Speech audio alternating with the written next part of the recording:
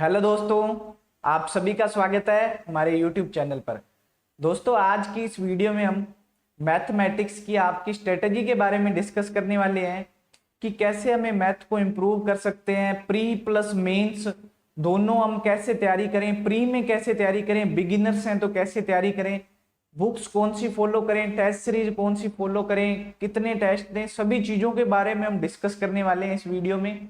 तो वीडियो के एंड तक बने रहिएगा। दोस्तों, सबसे पहले जो नॉन मैथमेटिकल बैकग्राउंड है, जिनके पास ग्रेजुएशन में मैथ नहीं होती या 11th-12th में मैथ नहीं होती, तो सबसे पहले दोस्तों आपको दिमाग से ये बात निकालनी पड़ेगी, क्योंकि दोस्तों जो इसमें मैथ आती है वो आपकी 10th लेवल तक आती है। एसएससी या कोई भी अगर गवर्नमेंट एग्जाम की हम बात करते हैं तो जो मैथमेटिक्स होती है वो 10th लेवल की होती है। और जो मैथमेटिकल बैकग्राउंड स्टूडेंट होते हैं वो क्या होते हैं, जुड़े रहते हैं मैथ से, थोड़ा सा उनका बेस हम कह सकते हैं कि स्ट्रॉन्ग होता है। किससे? जो नॉन मैथमेटिकल बैकग्राउंड वाले स्टूडेंट है। तो सबसे पहले आपके मन से आपको ये बात निकालनी पड़ेगी कि हम नॉन मैथमेटिकल बैकग्राउंड है तो हम वीक है। नहीं दोस्तों, मैंने ऐसे बहुत से मेरे फ्रेंड देखे हैं या मेरे सर्कल में या मेरे से जुड़े हुए हैं जो नॉन मैथमेटिकल बैकग्राउंड होके भी मैथमेटिक्स वालों से ज्यादा मार्क्स ले पाते हैं। तो ये मैटर नहीं करता, जैसे इंग्लिश की बात करें तो हम हिंदी मीडियम है तो ज्यादा मार्क्स नहीं ले पाएंगे, इंग्लिश मीडियम है। ये चीजें दोस्तों कतई मैटर नहीं करती हैं। थोड़ा बहुत कह सकते हैं कि बेस की बात करें तो बेस ज्यादा स्ट्रॉन्ग होता है, आपको यहाँ पर थोड़ी सी ज्यादा मेहनत करनी पड़ेगी। ठीक है, तो स्ट्रेटजी सभी के लिए सेम है। बुक्स कौन सी फॉलो करें, बस थोड़ा सा आपको क्या प्रैक्टिस की ज्यादा जरूरत पड़ेगी, तो प्रैक्टिस आपको थोड़ी ज्यादा करनी पड़ेगी। ठीक है। और नॉन मैथमेटिकल बैकग्राउंड वाले स्टूडेंट्स को ज्यादा दिक्कत आती है कैलकुलेशन में, और आजकल कैलकुलेशन इतनी ज्यादा हो गई है कि सभी को दिक्कत आने लगी है। तो कैलकुलेशन पे क्या है, सबको ज्यादा से ज्यादा काम करना है। जैसे कि रोज 10 ऐसे खुद के हाथ से जैसे मल्टीप्लाई कर लिए, जोड़ कर लिए, इस तरह से आपको 10 से 15 मिनट आपको डेली देने हैं। किस पे? कैलकुलेशन पे। और दोस्तों अगर हम बात करें तो आपको हार्ड वर्क के साथ साथ स्मार्ट वर्क की भी जरूरत पड़ेगी, तो ही हमें सक्सेस मिल सकती है। शुरुआती दौर में अगर हम दोस्तों बुक्स की बात करें, जो बिगिनर्स होते हैं, देखो दोस्तों, एक तो हम लेते हैं कोचिंग, और कोचिंग में हमें जो भी मटेरियल मिलता है हम उसको क्या रिवाइज करते हैं। सबसे हमारा पहला काम रहता है, अगर हमारा कोचिंग का मटेरियल अच्छा है, अगर हमें सही लगता है, तो हमें क्या उसको रिवाइज करना है 1-2 बार।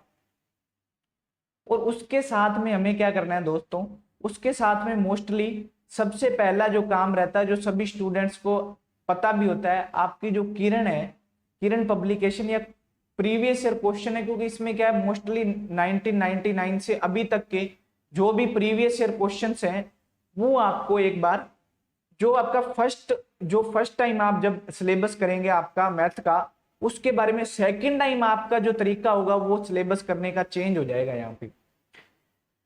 ठीक है, तो फर्स्ट टाइम जब आप सिलेबस करेंगे, किरण पब्लिकेशन बुक है, अच्छी है, प्रीवियस ईयर क्वेश्चंस की, जिसमें आपको काफी प्रीवियस ईयर क्वेश्चन मिले, वो आप कोई भी फॉलो कर सकते हैं, बेस्ट है।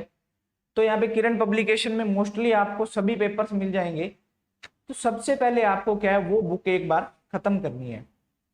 ठीक है, एक बार खत्म करने के बाद में आपको क्या है, देखो दोस्तों, कोचिंग आपने जहां से की है, सिलेबस आपका वहां से एक बार हो ही जाता है।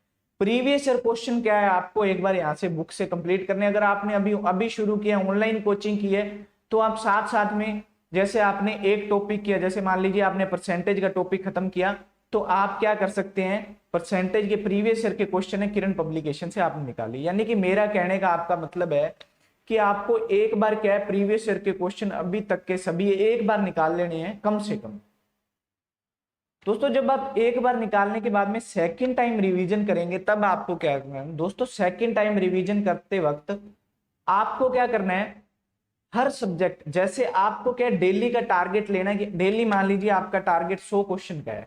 अगर आप 100 क्वेश्चन डेली कर पाते हैं, आपके एग्जाम को देखिए कि आपको एग्जाम तक कितनी बार सिलेबस करना है, उसे पर डे में डिवाइड कीजिए कि एक टॉपिक में करूं तो 4 बार हम रिवीजन कर सकते हैं इतने टाइम में। ठीक है, तो आपको क्या करना है, जैसे डेली मान लीजिए आपने परसेंटेज, अब मान लीजिए दूसरी बार आप रिवीजन कर रहे हैं, तो आपको क्या करना है दोस्तों, सिंगल टॉपिक ना लेके, अगर आप 100 क्वेश्चन करते हैं तो आपको परसेंटेज के 10 क्वेश्चन, प्रॉफिट लॉस के 10 क्वेश्चन, यानी कि मेरा कहने का मतलब है कि आपको हर एक सब्जेक्ट, हर एक टॉपिक के, जैसे percentage, profit loss, CISI, 100 question करने हैं तो 10-10 क्वेश्चन सभी टॉपिक के आपको डेली करने हैं। देखिए आपका टारगेट 100 क्वेश्चन का है दोस्तों, अगर आप 10-10 क्वेश्चन हर टॉपिक के डेली करेंगे, इससे क्या बेनिफिट होने वाला है, इससे आपका हर टॉपिक डेली रिवाइज होगा और आप पीछे की चीजें भूलेंगे नहीं। अगर मान लीजिए आपने आज परसेंटेज किया तो 10 दिन बाद, 15 दिन, 20 दिन बाद आप फिर से अगर करने आते हैं तो आपको क्या चीजें भूलनी शुरू हो जाएंगी। अगर आप सेकेंड टाइम रिवीजन कर रहे हैं और आपको चीजें पता भी है, तो अगर आप हर टॉपिक का डेली रिवीजन कर रहे हैं, अगर आप 10 क्वेश्चन हर टॉपिक से कर रहे हैं, तो आप खुद देखिएगा कि आप कितनी इंप्रूवमेंट हो पाती है आप में और कितना बेनिफिट आपको होगा, क्योंकि आपका हर टॉपिक डेली रिवाइज होगा। तो फर्स्ट टाइम जब आप करते हैं तो आपको क्या करना है, आपको अपने क्वेश्चन है, एक होता है हमें इजीली क्वेश्चन हो जाते हैं, जिन भी क्वेश्चन में आपको थोड़ी बहुत दिक्कत आती है वो आपको क्या है टिक मार कर लेने हैं या फिर मार्कर से आपको वहां पे मार्क कर लेना है। उन क्वेश्चन पे आपको सेकंड टाइम ज्यादा फोकस करना है बजाय उनके सभी क्वेश्चनों के। इससे क्या है, हमारा क्या है, एक तो क्वांटिटी क्वेश्चंस की कम होती जाएगी जिनमें हमें दिक्कत होगी और आपको टाइम भी कम लगेगा और आपको जिन क्वेश्चनों में ज्यादा दिक्कत है आप उन क्वेश्चनों पे ज्यादा फोकस कर पाएंगे।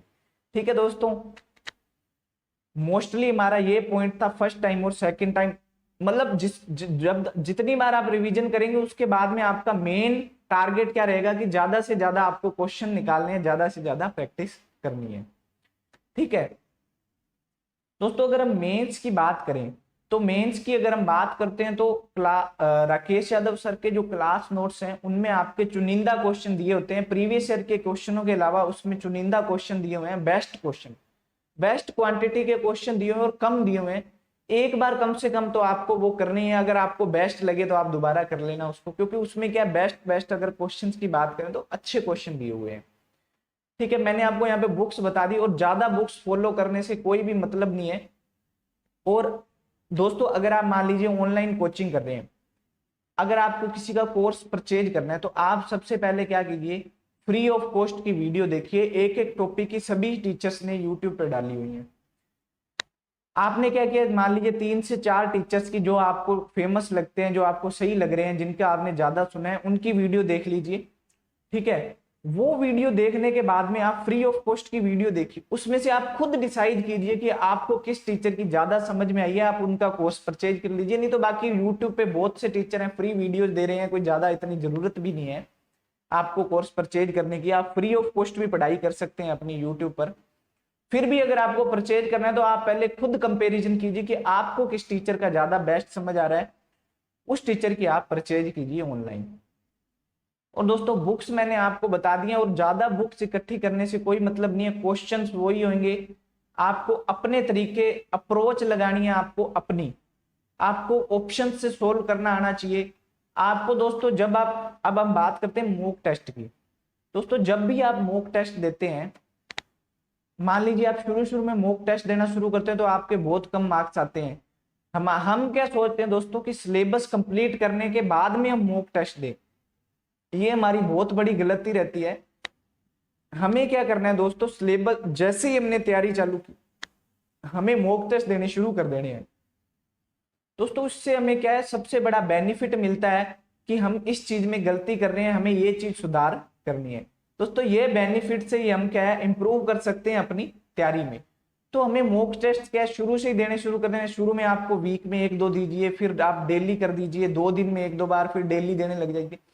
तो इससे क्या है, आपको बहुत बड़ा बेनिफिट मिलेगा, क्योंकि इसमें हमें पता लग जाएगा कि हमारी गलतियां यहाँ पे हो रही हैं, ये इस तरह के क्वेश्चन एग्जाम में पूछे जाते हैं।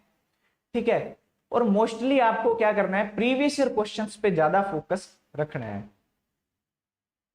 दोस्तों टेस्ट सीरीज की बात करें तो आप, मेरी माने तो आप सभी टेस्ट सीरीज दीजिए, क्योंकि अलग अलग टेस्ट सीरीज में, क्योंकि जब हम एक ही टेस्ट सीरीज की हैबिट बन जाती है तो उसका प्रेफरेंस हमारे माइंड में सेट हो जाता है कि यार इस तरह का ये इसका इंटरफेस है, या जो भी इसके क्वेश्चंस हैं इस तरह से आएंगे, तो हमारे माइंड में उस तरह से सेटअप बैठ जाता है हमेशा के लिए। तो आप क्या है, जैसे ही आप गूगल पे सर्च मारेंगे free mock test series for SSC CGL या एसएससी, तो आपको वहां पे फ्री हर जो भी प्लेटफॉर्म है वो आपको, जैसे Testbook, Gradeup, olive और टॉप रैंकर्स, तो हर आपको क्या फ्री मॉक टेस्ट सीरीज देते हैं। एसएससी ट्यूब संडे को फ्री मॉक टेस्ट देता है, तो आप फ्री दीजिए, आपको खरीदने की जरूरत ही नहीं है। आजकल मार्केट में इतना कंपटीशन हो चुका है कि आपको फ्री ऑफ कॉस्ट ही बहुत सी चीजें अवेलेबल होंगी, तो आपको पैसे लगाने की जरूरत ही नहीं है। जब आप अलग अलग प्लेटफॉर्म से टेस्ट देंगे तो आपका क्या माइंड हर तरह के मतलब कि प्रेफरेंस, मतलब जो भी आपका स्क्रीन पे आपको शो होंगे क्वेश्चन, हर तरह के क्वेश्चंस के लिए आपका माइंड तैयार रहेगा जैसे ही आप नए नए क्वेश्चन देखेंगे, क्योंकि हर टेस्ट सीरीज अपने तरफ से बेस्ट देना चाहते हैं, अपने क्वेश्चंस बेस्ट देना चाहते हैं।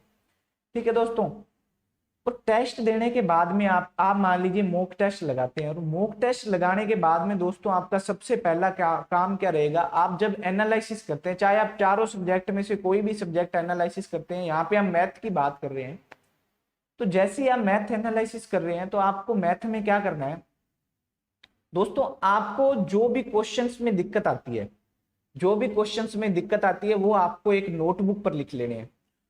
दोस्तों हमेशा आपको एक चीज ध्यान रखनी है कि अपनी नोटबुक हमेशा फर्स्ट पेज से खोलनी है, चाहे आपने 20वें पेज पे पहुंच चुके हैं या चाहे 40वें पेज पे, आपको हमेशा अपनी जो भी नोटबुक है वो फर्स्ट पेज से खोलनी है।